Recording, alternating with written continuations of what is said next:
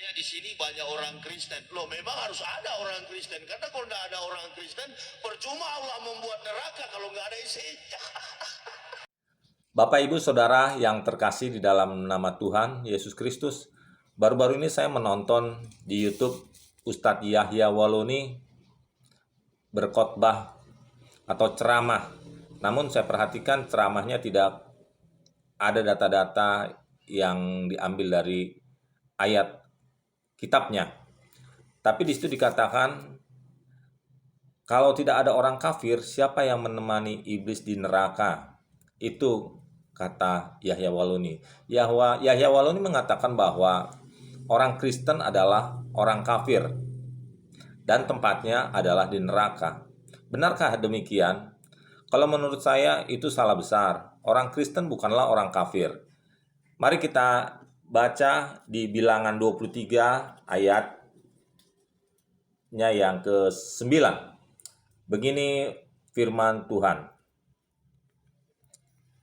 Sebab dari puncak gunung-gunung batu aku melihat mereka, dari bukit-bukit aku memandang mereka. Lihat, suatu bangsa yang diam tersendiri dan tidak mau dihitung di antara bangsa-bangsa kafir.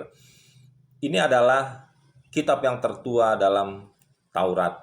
Dikatakan bahwa bangsa Israel tidak mau dihitung di antara bangsa-bangsa kafir. Jadi bangsa-bangsa kafir adalah bangsa yang di luar bangsa Israel pada saat itu. Pertanyaannya, siapa orang kafir tersebut? Berarti bangsa selain daripada bangsa Israel. Bangsa yang di luar bangsa Israel adalah bangsa kafir. Kenapa dikatakan bangsa kafir? Karena mereka menyembah berhala atau allah-allah lain atau ilah. Bukan menyembah Tuhan yang menciptakan langit dan bumi. Bukan menyembah Allah Abraham, Allah Ishak, Allah Yakub, Allah Israel. Jadi orang kafir adalah orang yang tidak menyembah Allahnya Abraham, Allahnya Ishak, Allahnya Yakub, atau Allahnya Israel. Itulah sebenarnya yang dikatakan orang kafir. Jadi pertanyaannya sekarang, apakah orang Kristen sekarang pada zaman ini yang dari bangsa lain adalah orang kafir? Tidak, karena orang Kristen pada saat ini kita menyembah juga Allah Abraham, Allah Ishak, Allah Yakub, Allah Israel, di mana Allah tersebut telah turun ke dalam dunia dan menjadi manusia untuk menyelamatkan setiap umat manusia yang bernama Yesus Kristus. Dialah Tuhan, Dia Juru Selamat. Jadi sebenarnya Bapak Ibu Saudara yang terkasih, orang kafir adalah orang yang tidak percaya kepada Tuhan Yesus. Tidak percaya bahwa Tuhan Yesus adalah Tuhan yang turun dari sorga untuk menyelamatkan kita manusia-manusia yang berdosa.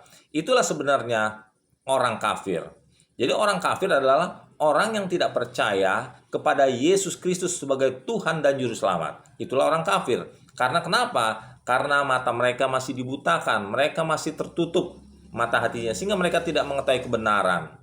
Walaupun mereka membaca katanya Alkitab, tetapi mereka pada dasarnya tidak mengerti. Karena bagaimana orang yang masih hidup di dalam kegelapan mengerti tentang terang, mengerti tentang kebenaran. Jadi Bapak Ibu Saudara yang menempati neraka, menemani iblis adalah orang-orang yang tidak percaya kepada Yesus Kristus sebagai Tuhan dan Juru Selamat. Itulah sebenarnya orang kafir, dan mereka lah tempatnya yang di neraka. Oleh karena itu, bertobatlah, karena kerajaan Allah sudah semakin dekat.